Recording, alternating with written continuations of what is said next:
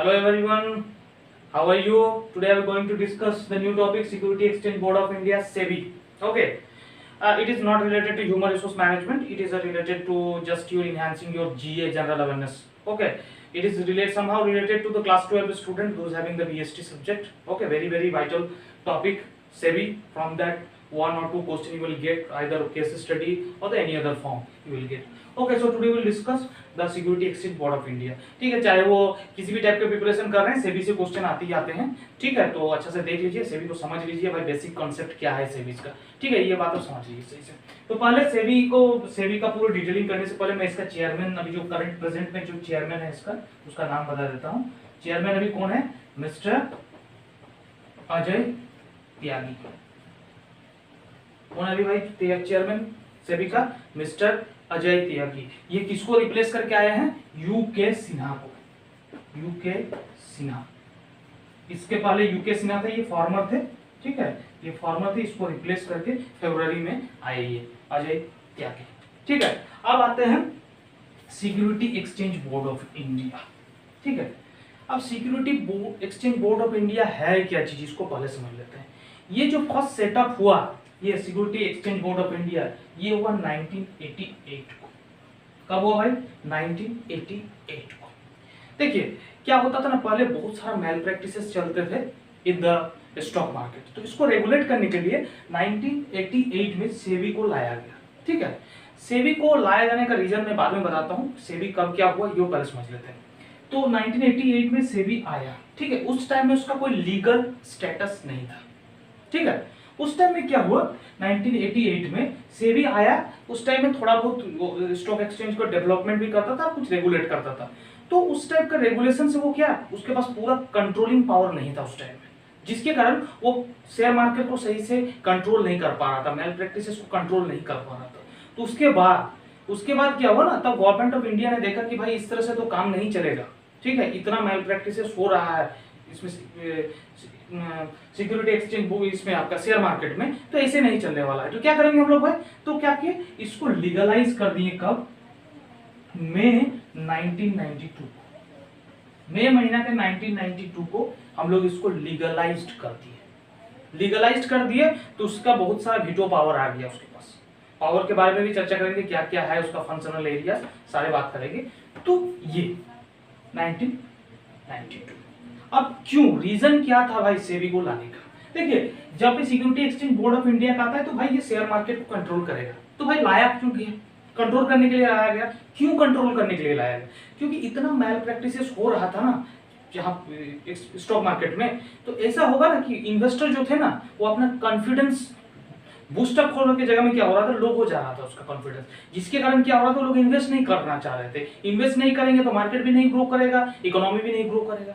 ठीक है, उससे क्या हो रहा था कि उससे मार्केट पूरा सैचुरेटेड हो रहा था, जिसके कारण क्या किया कि भाई लीगलाइज कर दिया। अब इसके बाद जितने भी रेगुलेशन, जो भी एक्ट लगेंगे, जो भी कोड ऑफ कंडक्ट लगना है, वो किसके हिसाब से लगेगा? सेबी के हिसाब से। टोटल कौन रेगुलेट करेगा?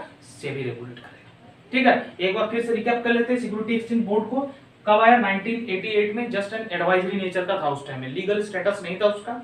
ठीक है, उस टाइम वो सिर्फ डेवलपमेंट फंक्शन और रेगुलेट फंक्शन करते थे, लेकिन वो वॉचडॉग की तरह काम करते, सिर्फ देखते थे, कोई कंट्रोलिंग पावर नहीं था, ऑथराइजेशन नहीं था। उसके बाद 1992 में क्या किया गया, उसको ऑथराइज लीगल स्टेटस दे दिया गया, ताकि वो अच्छी तरीके से कंट्रोल कर पाए। क्यों लीगल स्टेटस दिया गया?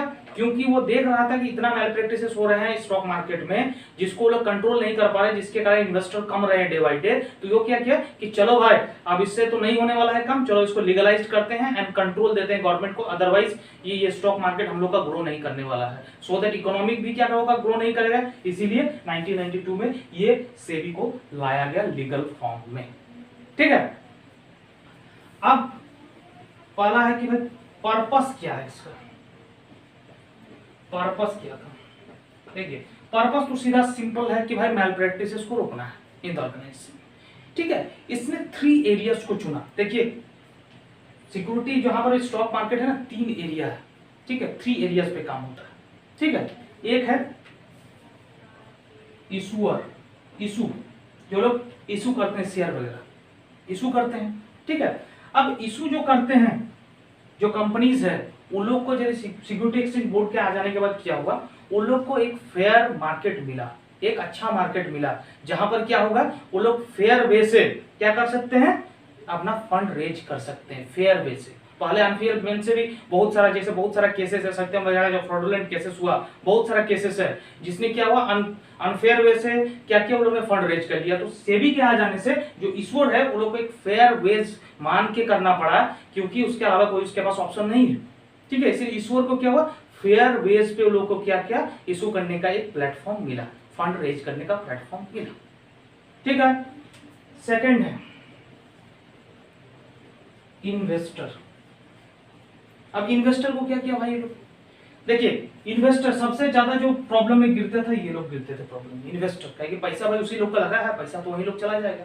तो क्या होगा, इन्वेस्टर का क्या किया, सेबी के आ जाने से एकदम पूरा गाइडलाइन जारी कर दिया भाई, गाइडलाइन लगा दिया, कोड ऑफ कंडक्ट लगा दिया कि जो फर्म ट्रेडिंग करेंगे स्टॉक मार्केट में, वो स्टॉक मार्केट सेबी के अंडर पे लिस्टेड होना चाहिए।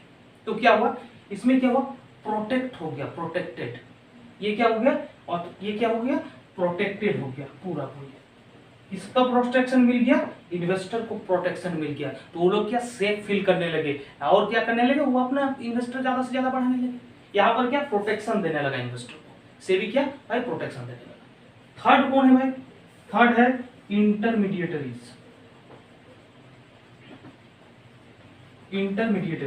इंटरमीडिएटरीज कौन है भाई, द ब्रोकर सब है। इन लोग को क्या किया भाई, आप लोग कंपीट करना है लेकिन अनफेयर मींस पे नहीं कंपीट करेंगे, आप लोग फेयर मींस पे कंपीट करेंगे। तो वो लोग को क्या किया, मार्केट दिया गया जहां पर ब्रोकर, इंटरमीडिएटरीज जो भी है, सारे लोग क्या कर रहे हैं, फेयर मींस पे कंपटीशन कर रहे हैं सबके सब अपने साथ, कोई अनफेयर मींस पे नहीं कर रहा है, ठीक है। यही इसका पर्पस था, एक इशूअर के लिए है, एक इन्वेस्टर के लिए है, एक इंटरमीडिएटरीज के लिए, ठीक है। नेक्स्ट आते हैं फंक्शन क्या क्या,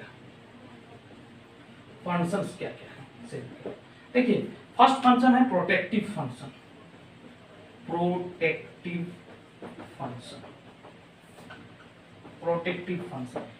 देखिए प्रोटेक्टिव फंक्शन में तो आप समझ ही रहे हैं कि प्रोटेक्शन देगा, किसको प्रोटेक्शन देगा, इन्वेस्टर को प्रोटेक्शन देगा, ठीक है। अब देखिए मेल प्रैक्टिसेस, किस किस टाइप का मेल प्रैक्टिसेस हो सकता है इन द ऑर्गेनाइजेशन में, इसको पहले समझ लेते हैं। फर्स्ट है प्राइस रिगिंग,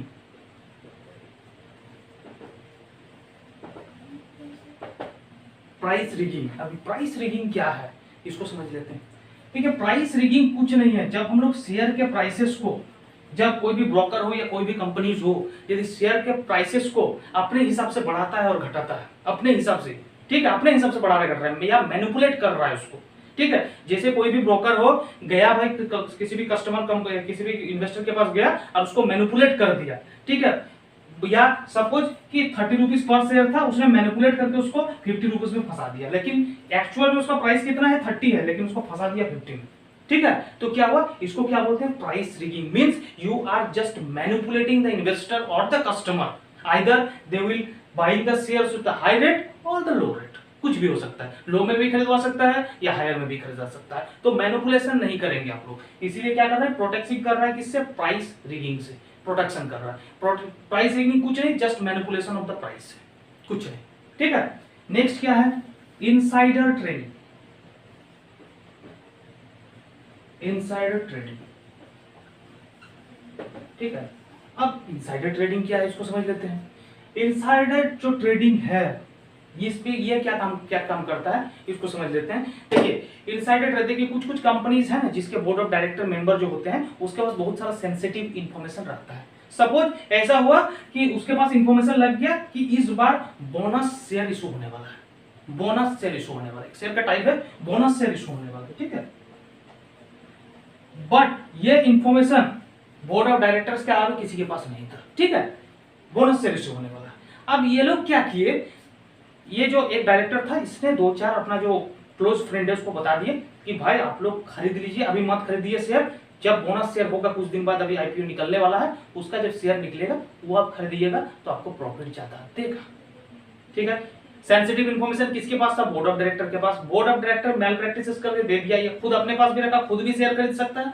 तो क्या किया उसने, अपने रिलेटिव वगैरह को बोल दिया, वो लोग ने पैसा लगा दिया, कमा लिया पैसा, प्रॉफिट कमा लिया। लेकिन एक्चुअली वो लोग को पता नहीं चलना चाहिए था, लेकिन वो पता चल गया, फ्रॉडुलेंट एक्टिविटी, तो वो इसी को क्या बोलते हैं, इनसाइडर ट्रेडिंग। जब आपके पास कोई सेंसिटिव इंफॉर्मेशन है और हम पास ऑन कर देते हैं किसी अलग को रिगार्डिंग द शेयर और उससे आप प्रॉफिट कमा लेते हैं, तो उसको क्या बोलते हैं हम लोग, इनसाइडर ट्रेडिंग।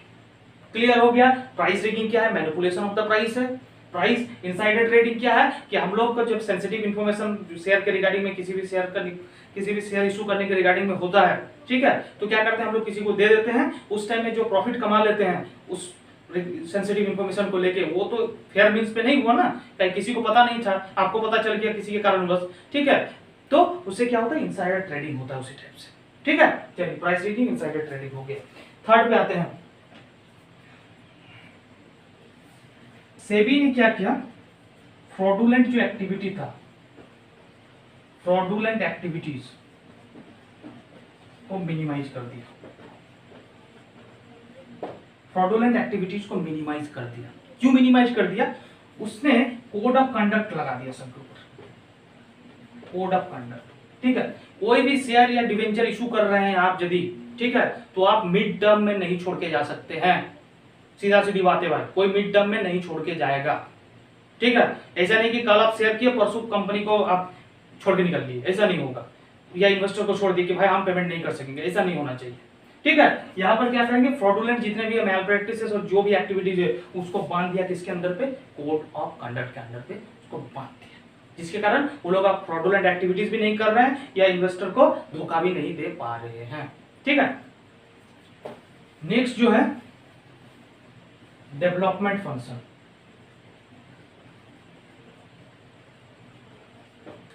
डेवलपमेंट फंक्शन, देखिए डेवलपमेंट फंक्शन में क्या है, यहां पर देखिए एक तो वो लोग इन्वेस्टर को एडुकेट कर ही रहे हैं, एज वेल एज क्या कर रहे हैं, इंटरमीडिएटरी जो ब्रोकर वगैरह हैं उन लोग को भी एडुकेशन दे रहे हैं, अच्छा से इंफॉर्मेशन वगैरह दे रहे हैं, ट्रेनिंग वगैरह प्रोवाइड कर रहे हैं, so that they can aware about the code of conduct of SEBI, सारे कुछ अवेयर रहे कि कैसे ट्रेडिंग करना है। और उसने क्या, एक्टिविटी को ग्रो करने के लिए, ठीक है, इसको डेवलपिंग एक्टिविटी इसलिए बोला गया क्योंकि यहाँ पर शेयर का जो मार्केट है उसको ग्रो कर रहा है, सैचुरेटेड हो गया था, उसको बढ़ा रहा है। बढ़ा कैसे रहा था, ये लोग क्या किया, चलिए भाई ई ट्रेडिंग स्टार्ट कर दिया, ई ट्रेडिंग, पहले ई ट्रेडिंग नहीं होता था, अभी ई आईपीओ लॉन्च होता है, कभी भी कंपनी ई आईपीओ लॉन्च कर सकता है, ठीक है। तो ई ट्रेडिंग होने से क्या हो गया, ग्रोथ मार्केट बढ़ गया, जहां तहां से क्या हो रहा था ना कि जहां मन तहां से क्या कर रहा था, वो लोग अपना खरीद ले सकता है, कोई दिक्कत नहीं है ऐसा, ठीक है, चाहे वो वेस्ट बंगाल से, वो झारखंड से, ज्योग्राफिकल अब कोई वार नहीं रहा, ठीक है, कोई, ठीक है, ज्योग्राफिकल कोई रिस्ट्रिक्शन नहीं रहा, वो कहीं से भी खरीद सकता है। तो ऐसा डेवलपमेंट कर दिया वो मार्केटिंग या डिजिटल का, ऐसा एक ये ला दिया जिससे शेयर मार्केट ग्रोथ हो गया। कैसे ग्रोथ किया, through training the intermediaries and the investor, ठीक है, इस हिसाब से उसने ग्रोथ किया। Now the next function, the third function is the regulatory function. In the regulatory function, SEBI basically deals with the different code of conduct.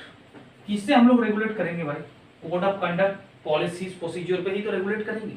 देखिए policy procedure में क्या, कोड ऑफ कंडक्ट में क्या क्या क्या हो सकता है, मैल प्रैक्टिसेस, फ्रॉडुलेंट एक्टिविटी, किसी टाइप का मैनिपुलेशन, प्राइस रिगिंग या अंडरराइटर, कुछ नहीं हो सकता है, सारा कुछ को स्टॉप कर देंगे। सेकंड क्या हो सकता है कि सेबी ईच कंपनी का जितने भी स्टॉक मार्केट का स्टॉक एक्सचेंज मार्केट है उसका ऑडिट कराता है खुद से, ठीक है, सारे कंपनी को इनलिस्ट कराता है, रजिस्टर्ड कराता है, आफ्टर दैट ही आप ट्रेड कर सकते हैं, नहीं तो नहीं ट्रेडिंग कर सकते। जितने भी म्यूचुअल फंड है उसको सारे को रजिस्टर करना पड़ता है बिफोर म्यूचुअल फंड आपको मार्केट में लाने से पहले। तो ये काम करता है। क्या क्या काम करता है, कोड ऑफ कंडक्ट बनाया है जिससे वो मैलप्रैक्टिस को रोक सकता है। सेकंड क्या कर सकता है, सेकंड में देखिए स्टॉक एक्सचेंज में जितने सिर्फ इनलिस्टेड कंपनी ही ट्रेडिंग कर सकते हैं, उसके अलावा कोई ट्रेडिंग नहीं कर सकता है, प्राइस रिगिंग वगैरह नहीं कर सकते हैं, ठीक है, इनसाइडर ट्रेडिंग नहीं कर सकते हैं, ठीक है। आपको यदि म्यूचुअल फंड में करना है तो सेबी के अंडर पे रजिस्टर होना होगा, तभी आप म्यूचुअल फंड कर सकते हैं। एंड सेबी ईच ईयर पे वो लोग क्या करते हैं, ऑडिट करवाते हैं स्टॉक एक्सचेंज के, ताकि क्या प्रॉफिट क्या लॉस, किस कंपनी का क्या स्टेटस है, सारे कुछ पता चल जाता है इंच बाय इंच, यही काम है, ठीक है। अब एक चीज मेन जो चीज है ऑब्जेक्टिव, एक जो चीज छूट गया है वो है ऑब्जेक्टिव, ठीक है। ऑब्जेक्टिव क्या है वैसे भी, ठीक है,